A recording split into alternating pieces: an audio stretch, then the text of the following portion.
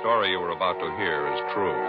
The names have been changed to protect the innocent. Fatima Cigarettes, best of all king-size cigarettes, brings you Dragnet on both radio and television.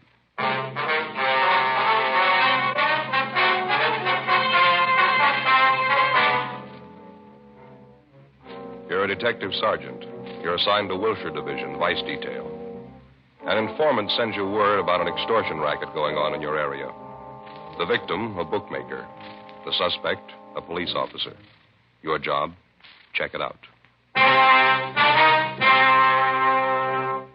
Compare Fatima with any other king-size cigarette. Yes, compare Fatima with any other king-size cigarette. 1. Fatima's length filters the smoke 85 millimeters for your protection. 2.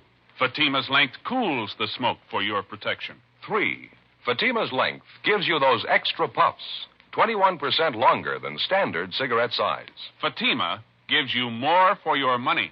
And in king-size Fatima, you get an extra mild and soothing smoke, plus the added protection of Fatima quality.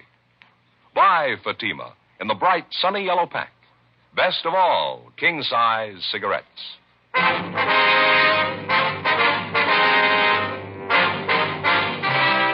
Dragnet, the documented drama of an actual crime. For the next 30 minutes, in cooperation with the Los Angeles Police Department, you will travel step by step on the side of the law through an actual case transcribed from official police files. From beginning to end, from crime to punishment, Dragnet is the story of your police force in action.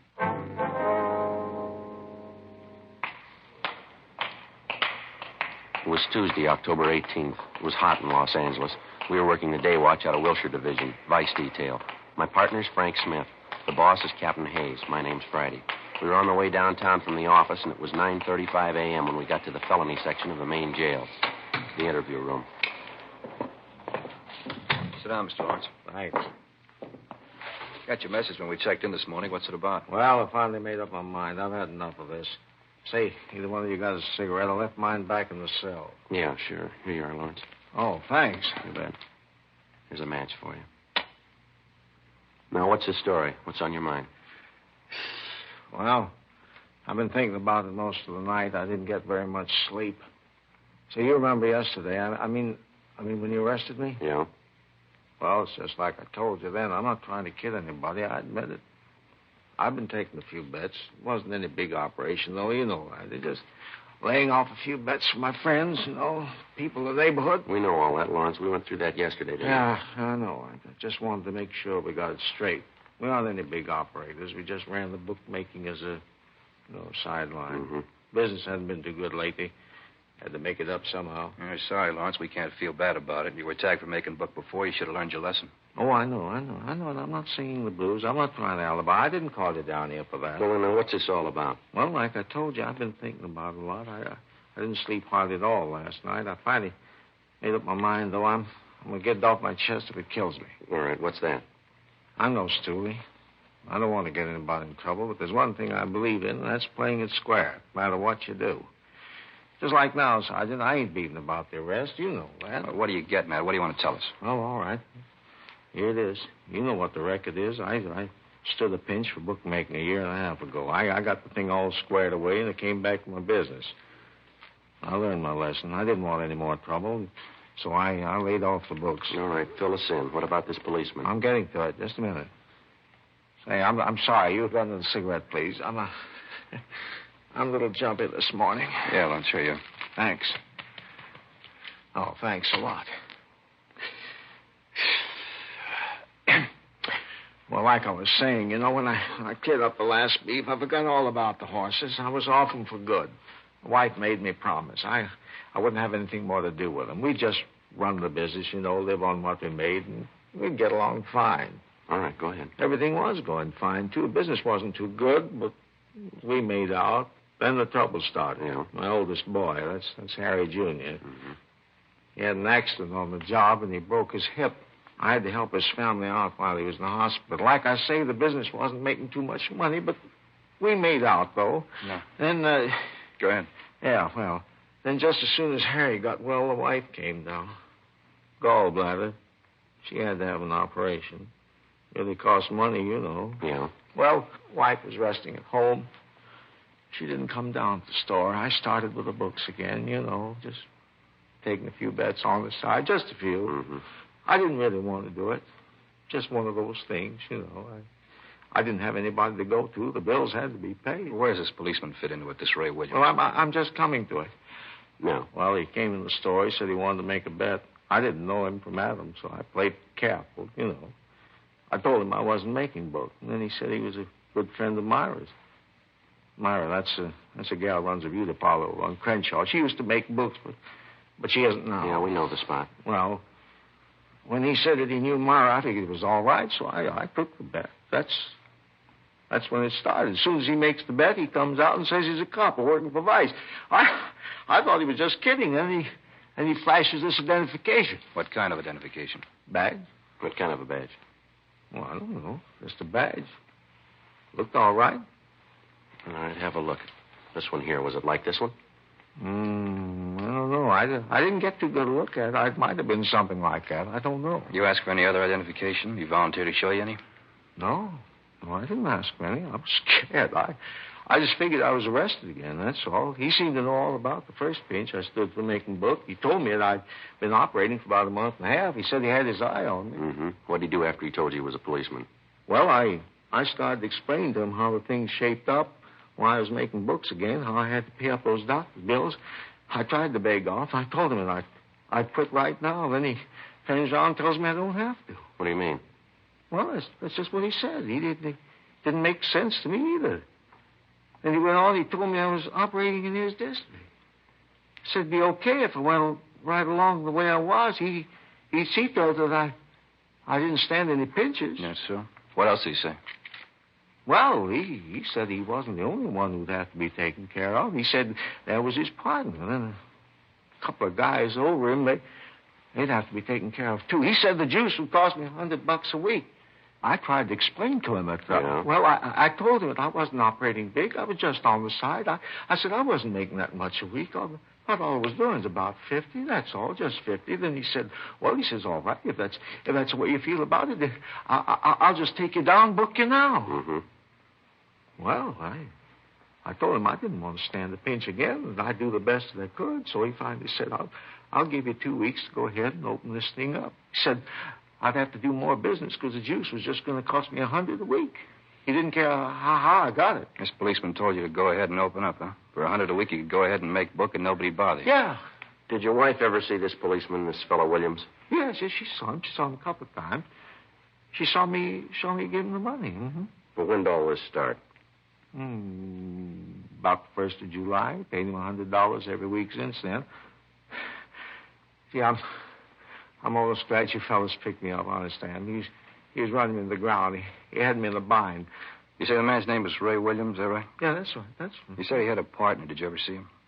No, I never did. Did Williams ever come in with anybody? Did you ever see him with anybody? Well, no. No matter of fact, I never did. One time I asked him who his partner was. He says none of my business. What kind of a car does he drive?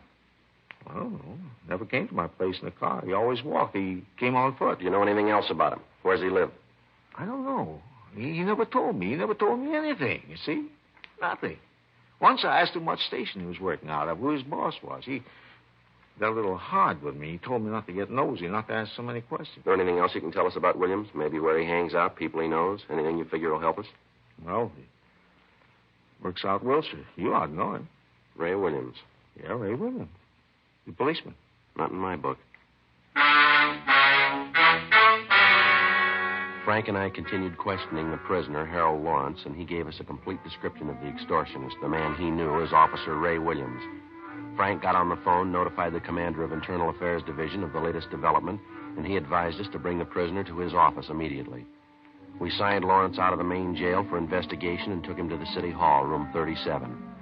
With the help of Sergeants Lloyd Reiner and Floyd Phillips, we started checking through the personnel files for the suspect. Neither Frank nor myself recognized the name or the description of Williams as given us by Lawrence. The first step was to show the prisoner photographs of every police officer in the department, regardless of rank or detail. He was unable to make an identification. We then showed him photographs of all police officers, retired or otherwise. He failed to identify any of them as Williams. We showed him photographs of all civilian employees of the department. Again, no identification. He was unable to find anyone who even closely resembled the extortionist. Not satisfied with this, the prisoner was shown photographs of all law enforcement agencies' personnel in the area. The same results. No identification. 4:18 p.m. While Reiner and Phillips continued checking on their end, we returned the prisoner to the main jail, and then Frank and I drove out to see his wife, Mrs. Mildred Lawrence. We located her at Lawrence's place of business, a small pet shop just off Wilshire Boulevard. What is it this time? Haven't we got enough trouble? What do you want now? We just got through talking to your husband, ma'am. A few things we'd like to clear up. Like to talk to you a few minutes if we could. You talked to Harry? How is he? He's all right, ma'am. We've been with him all day. We're still looking into the case. Why can't you let him alone? He admitted what he was doing. He wasn't lying. He told you everything. Yes, ma'am. We appreciate that. And why don't you let him alone? Let me alone. Trouble. That's all we've had. Sickness and trouble. No end of it. Well, we realize that, Miss Lawrence. We don't like to bother you, but there's something we have to straighten out here. I haven't anything to tell you. I'm busy. Left alone here to run the store. No help. I'm sick. Shouldn't even be down here. Let us alone. Let me alone. Harry was wrong. He'll pay for it. We're not asking you for anything. We're asking you for something, ma'am. We'd like you to help us. Help you? Why? Policemen all alike. As far as I'm concerned, you're nothing but trouble. Reason for all our trouble. Well, that's what we'd like to talk to you about, ma'am. I haven't anything to say, I told you. I'm a sick woman. Got a lot of work to do. You mind stepping aside there? Got this whole bin of dog food to package up. Can't just stand around and talk. Poor little pups have to be fed. Haven't even cleaned their litter yet. We appreciate how you feel, Miss Lawrence. We won't take up too much of your time. Can't you give us just a few minutes, now, please? You listen to me. I've tried to be nice to you. I've got no reason to either. I could tell you a lot of things about policemen, things you wouldn't want to listen to. You think you're so smart. Maybe Harry was doing wrong, but he's not the only one. I could tell you plenty if I wanted. Well, that's what we're here for, ma'am. We told you we were with your husband all day. And why don't you let me alone? Talked to one cop already today. I told him to stay away, and you do the same. I told him just what I thought of him. Low-down thief. Who was this policeman you talked to today? You know who he is. Works the same place with you. You big, honest policeman. You never do anything wrong. That Ray Williams ought to be in jail just like Harry is. Ray Williams. Is that the man who was here today? That's what I said, wasn't it? Now, will you get out of here? Now, look, Miss Lawrence, just a minute, please. We talked to your husband, and he told us all about this man, Williams. And why don't you do something about it? Go get him and put him in jail, just like you did Harry. That's what we're trying to do, if you'll just help us. Williams isn't a policeman. What do you mean? Yes, ma'am. That's what we've been trying to tell you. We talked to your husband. He told us the whole story. How can you tell? How do you know he's not a policeman? He's not, ma'am. We're sure of that. Harry said he was. Showed Harry his badge. Well, that doesn't make him a policeman, ma'am.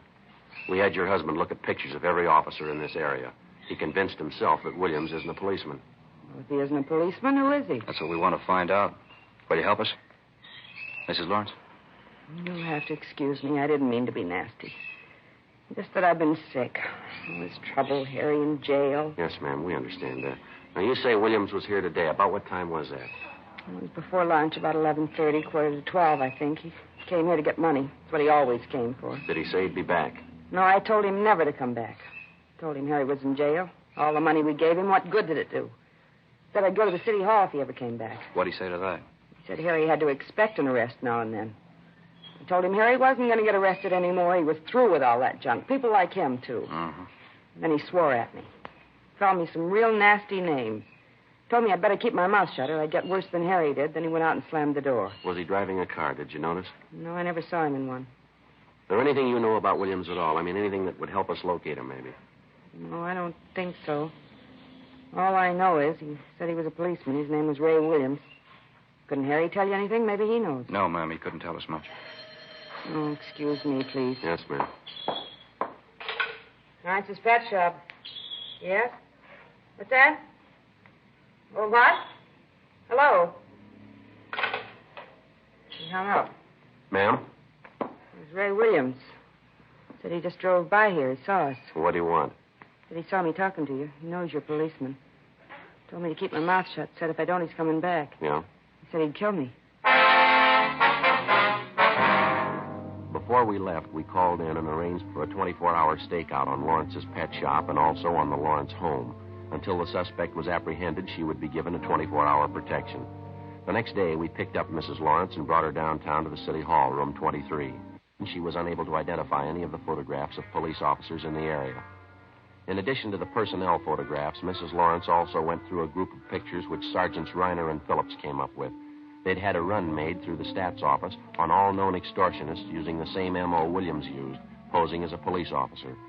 From this group, both Mr. and Mrs. Lawrence gave us 2 partial identifications. Both men were picked up, questioned, and eliminated. Meantime, we'd gotten out a local broadcast, and a teletype was sent to George Brereton, CII Sacramento, asking for assistance in identifying the extortion suspect. The investigation went on. 2 days passed. No leads on the suspect. In checking on other possible victims of the extortionist, Ray Williams, we drove to interview Myra Thomas, operator of a beauty shop out on Crenshaw. She was a tall, good-looking brunette in her early 30s. This man we're looking for, Miss Thomas, Ray Williams, we understand he's a friend of yours. Please, Sergeant, you've described the man to me. You told me his name. It doesn't mean a thing to me. I don't know him. Well, then how'd he get your name, miss? I'm sure I don't know. I'm sorry, I can't help you. Well, now, apparently the man knows you, or he knows about you. I don't think I understand you. It makes you think this man Williams knows me. We've already told you, ma'am. Mr. Lawrence says that when Ray Williams first approached him, he used your name as a means of introduction. Now, it's not a coincidence. I think you'll admit that. Well, I just don't understand what it has to do with me.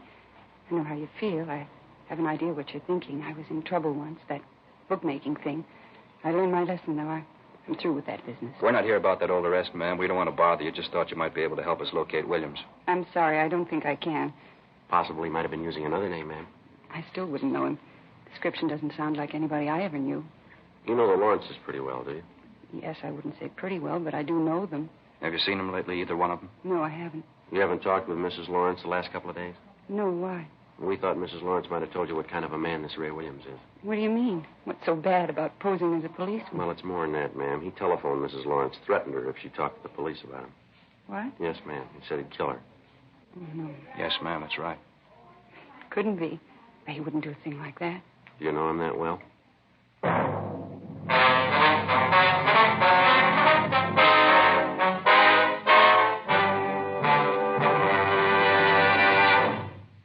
You are listening to Dragnet, authentic stories of your police force in action. Because of its quality, Fatima is the one king-size cigarette that stands out. Here's the practical way to prove that yourself. Compare Fatima with any other king-size cigarette. 1. Fatima's length filters the smoke 85 millimeters for your protection. 2. Fatima's length cools the smoke for your protection. 3.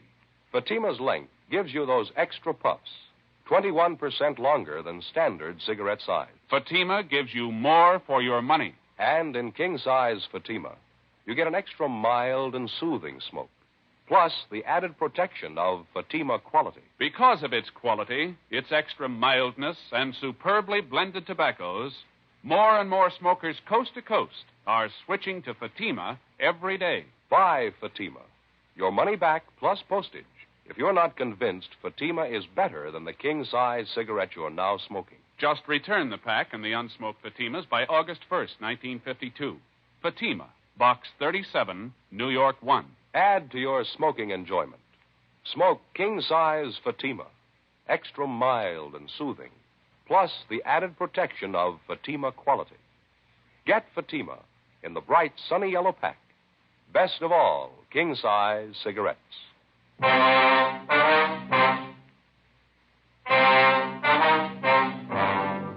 The idea of an extortionist posing as a policeman to obtain money certainly was nothing new. The idea is as old as crime itself. It's one of the most vicious types of extortion in the eyes of law enforcement agencies because so many such cases go unreported to proper authorities by the victims. Usually, the victim is a person of circumstances with something to hide. The extortionist discovers the person's secret by one means or another, and he begins the never-ending process of draining the victim of his last dollar, all under the guise of being a police officer. If the victim's intelligent enough, at the first approach by the extortionist, he takes the matter to the proper authorities. If he isn't, and he's lucky enough eventually to escape the extortion trap, he goes on for the rest of his life believing that a man who was hired to protect him was the source of all his trouble. And for the rest of his life, he hangs on to his idea, and he passes it on to others, a complete disrespect for law and law enforcement officers. Saturday, October 22nd, 2:15 p.m. Frank Smith and I continued questioning the beauty shop operator, Myra Thomas. The more we talked with her, the more we were convinced that she was acquainted with the suspect, Ray Williams. In order to convince her of the suspect's viciousness, we drove her over to see Mrs. Lawrence at the pet shop. After their talk, we drove Myra Thomas back to the beauty shop, and she told us the story. Guess I have to admit it. He certainly had me fooled. I thought he was a policeman. You say he showed you his identification, ma'am. I mean, when he first approached you. Yes, he showed me a badge. It looked authentic to me. And the way he talked, the things he said. I thought he was a policeman. I really did. Now, you've heard our end of the story, Miss Thomas. You've talked to Mrs. Lawrence. Are you willing to help us now? It won't get around, will it? Won't be in the newspapers? They won't get it from us, no. You won't tell my husband, will you? He doesn't have to know all about this. No, ma'am. Not unless you want him to. Well, I don't. We're not getting along too well as it is. Williams is the trouble, too. Guess I should have told you when you first asked me. What's that, miss? Just like the Lawrences, I was paying him off, too. A lot longer than the Lawrences. Every week I paid him, and I couldn't tell anyone. Couldn't even tell my husband. What's that, ma'am? Guess I thought I was smart. The bookmaking thing, I mean. Started taking a few bets from the girls in the shop, just small ones. I didn't mean anything by it. And Miss Williams came in one day. Said his girlfriend made a bet with me and wanted to place one, too. Mm-hmm. Did you take it? Yes, like I told you, I thought I was smart. As soon as I took the bet, he showed me the badge, told me he was a police officer. That's when it started. Same thing, just like the Lawrences. How about after you were arrested, Miss Thomas? What happened with Williams then? Well, after I got it settled, Williams came back to the shop again. I told him then I was through with the horses. Wouldn't have anything to do with it again. After that, I didn't see him for a while. I sure was glad. You've seen him since? You know where we can locate him now? No, I don't. I have seen him since, though. You promised me my husband won't know about this. You give me your word. Miss Thomas, if you don't want your husband to know about this, it's your business. He'll never hear it from us. It's got to be that way, believe me. I love my husband. Ray Williams has caused us nothing but trouble. Can't tell you the worry he's caused me. I mean, besides all the money I paid him, too. You mean you're still paying him? Yes, that's right. Every week. You don't know how low that man is. I can't begin to tell you. I thought he was a policeman. Well, why are you still paying him off, ma'am? You mind telling us that? No, I guess I don't mind. I've gone this far. All right. It was while my husband and I were separated. We had a fight. We were separated. I started going out on dates. Nothing serious. One night I was out with a fella from out of town. Nice fella. This Ray Williams saw me and a fella sitting in the car. Parking lot right in back of the bar. We were necking. Williams come by and he knew that I saw him. I see. There wasn't anything wrong, really. I love my husband. He wouldn't understand about the fella that night, though. I mean, if Williams ever told him. That's what he's been holding over your head, has he? Yes, it's more than a year now. I've paid him every week. I'll tell you the truth, Sergeant. I can't go on much longer. I can't. Well, you don't have to worry about it anymore. Just help us locate the man. That's all you have to do now. Well, I don't know where he lives, but I know he's going to contact me. He always does. And that's what we'd like to know. How does he contact you? He phones usually once a week, maybe every other week. Calls me and tells me to meet him someplace and bring the money, $50 every week. Do you have a regular time that he calls you? No, almost any time. It's never the same day, never the same place I meet him. I haven't heard from him in over a week now. He should be calling pretty soon, I guess. Mm-hmm. Usually call here, or does he phone you at home? Both places. He seems to know where to reach me. I don't know what I'm going to do this time. I just don't know. Ma'am? I haven't got the money for him. I'm broke. $4 or $5. That's all I have. Well, don't worry about it. But he's going to want his payoff. You know that. What am I going to do? This time it's on us. Before we left Myra Thomas at the beauty shop, we had a definite understanding that as soon as she heard from the extortionist, Ray Williams, she was to call us immediately, any time of the day or night.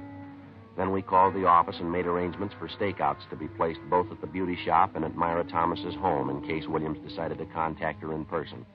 The Thomas woman was given a plain envelope containing $50 in marked bills, which she was to hand over to the suspect the next time he demanded his regular payoff. 2 days went by. Tuesday, October 25th. No word on the suspect. Thursday, the 27th. Still no word. Saturday morning, October 29th. I got it. Right. Vice detail, Smith. How's that? Oh, yeah. Uh-huh, I see. Hold on, huh? Pencil, Joe? Yeah, here you go. What was that place again? Okay. The time? Mm-hmm. Yeah, surely. In about half an hour. Yes, ma'am. We'll be there. Goodbye. What do you got, Frank? Anything? Yeah, Myra Thomas. Yeah? He wants to see us. I told her we'd be over in about half an hour. What's the deal? Williams called her. He wants his money. 11:15 a.m. Frank and I got in the car and drove out to see Myra Thomas at her apartment. She told us that the suspect, Ray Williams, had telephoned her shortly before 11 o'clock that morning and set up a date to meet her for his regular payoff at 10 o'clock that night. The designated meeting place was a small nightclub out on Santa Monica Boulevard. The Thomas woman was to meet Williams at the bar. We told her to get there a few minutes ahead of time, and if she happened to spot Frank and I in the nightclub, she was to give no sign of recognition. As far as the actual payoff was concerned, we instructed her to hand over the envelope containing the money to the suspect when he demanded it, without any argument. Shortly after 9 o'clock that night, Frank and I entered the nightclub and got a table directly adjoining the bar. It was a modernistic affair, lighted from below with a blue fluorescent lamp. A 4-piece orchestra was playing at the rear of the place. Nobody was dancing. Only a few of the tables were occupied, but the bar was doing a good business.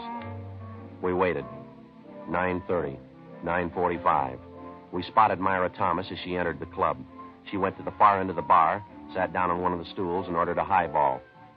9:50, 10 p.m. We kept waiting. 10:15, 10:30. Still no sign of the suspect. We watched Myra Thomas order another highball. Getting late, Joe. Yeah, what time you got? 25 to 11. Joe, Yeah. just came in, coming this way, gray suit. Yeah, What do you think? Well, the description fits, doesn't it? Yeah, it must be. Going up to Miss Thomas, talking to her. All right. He's got the envelope. All right, just a minute. Let's give him room. He's leaving. Going for the front door. What do you say? All right, let's go. Not wasting any time. Come on, let's hurry. Down the street. Come on. All right, mister, hold it. What's the matter? What do you want? Police officers would like to talk to you. Me? What about? What's the matter? You got your identification? Oh, sure, right here. What do you want? We'd like to look at it. Oh, sure, here you are. Oh, excuse me. That's your badge? Oh, no, it's nothing. Where'd you get that phony badge? Friend of mine? Why, what's the matter? What do you got in your right-hand pocket? Well, nothing, just an envelope. Why? Is there money in that envelope? What'd you say? I said, is there any money in that envelope? Currency. Yeah, I think so. Why? What's the difference? You know the serial numbers on the bills in that envelope? Look, I don't know what you mean, serial numbers on the money. What are you getting at? You got 7 pieces of paper money in that envelope. 3 $10 bills and 4 5s. Yeah, what about it? Extortion, mister. You know the pitch. Now, come on, let's go. Now, hold it. Wait a minute. Let's get this straight, huh? So I got an envelope in my pocket. Ordinary envelope. That's supposed to make me a criminal? No more than that badge makes you a cop. Come on.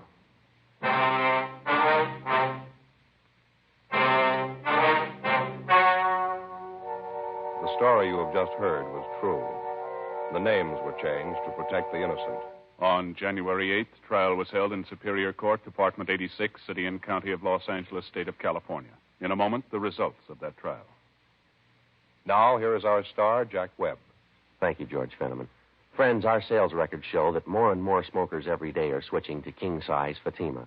Now, this makes us feel especially good because it backs up what we've been telling you, that Fatima gives you more for your money. No other king-size cigarette can match Fatima quality. When you buy your first pack and compare them with the cigarette you've been smoking, you'll notice Fatimas do have a better flavor and aroma, and you'll like their extra mild and soothing smoke. Next time, buy Fatima. Best of all, king-size cigarettes.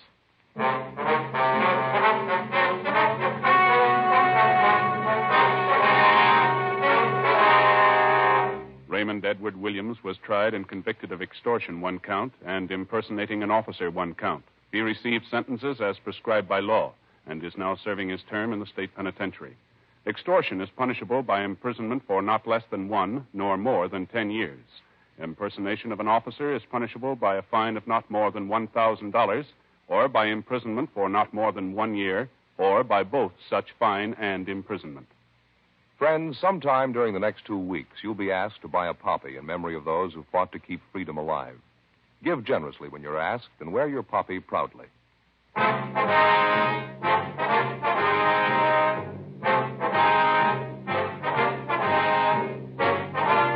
You have just heard Dragnet, a series of authentic cases from official files. Technical advice comes from the Office of Chief of Police W.H. Parker, Los Angeles Police Department. Technical advisors Captain Jack Donahoe, Sergeant Marty Wynn, Sergeant Vance Brasher. Heard tonight were Herb Ellis, Vic Rodman, June Whitley. Script by Jim Moser. Music by Walter Schumann. Hal Gibney speaking. King-size Fatima, made by the same people who make popular Chesterfield cigarettes, has brought you Dragnet, transcribed from Los Angeles.